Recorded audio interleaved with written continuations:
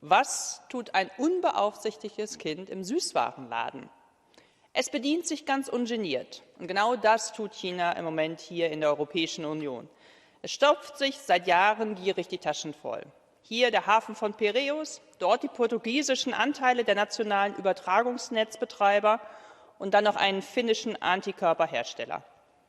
Daher heißt es heute, same procedure as last year. Denn 2021 hat das Parlament über die Abhängigkeit von russischem Gas debattiert. Russisches Gas schien zu dem Zeitpunkt alternativlos. Haben wir daraus gelernt? Kaum. Und das ist fatal.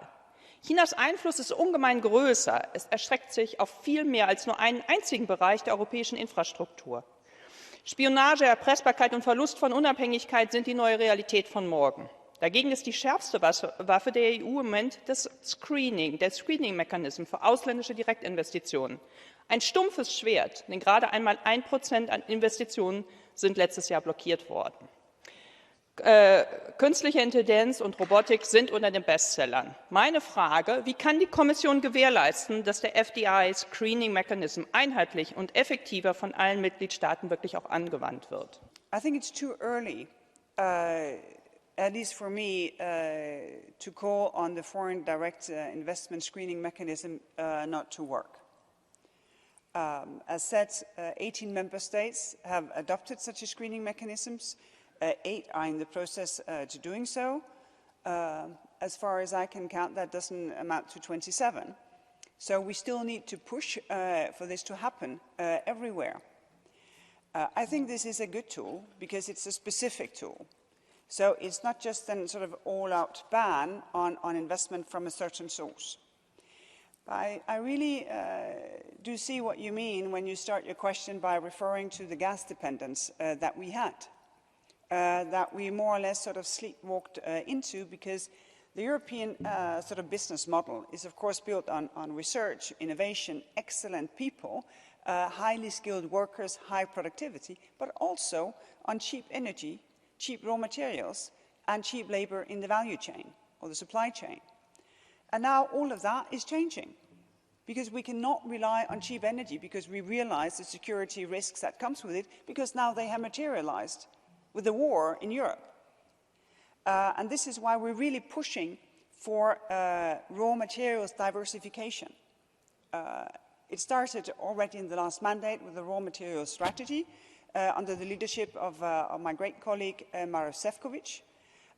Now, when you look at how much we're going to need, for instance, lithium, the demand is going to skyrocket the next 15, 20 years. It's really important that we diversify, because it's not sustainable that lithium is mined, for instance, in Chile, and then processed in China, and then coming back to Europe.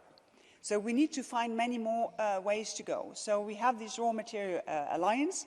I just recently had a meeting with a Canadian minister, Minister Champagne, who was, so eager for Europeans to work with the Canadians, not only for lithium, but for many, many raw materials. And I think that is part of the answer. Would allow me one additional question.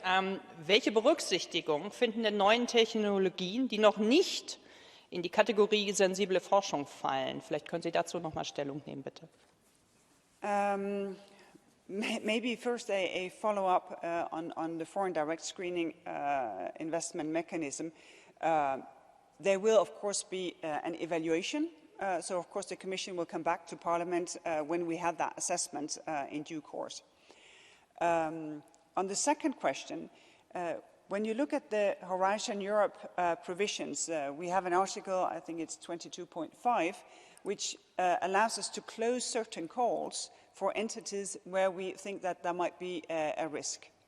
And so far, when you look at emerging technologies, that could be, for instance, quantum, I think no Chinese or Chinese control, directly or indirectly, have been part of those calls.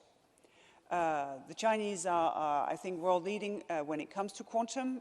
Europe is also very far ahead. But because of that, we found that it's important that funding in specific strategic sectors goes to entities where we know for sure that we can vouch for how they are working with it. So I think that is a good example of how we have a general provision that can be used specifically on different areas where we find that things may be at risk. These are few areas, because the openness of research also increases the level and the resilience of the research community, but there are areas where it is important to say thank you, but no thank you to entities participating in the calls.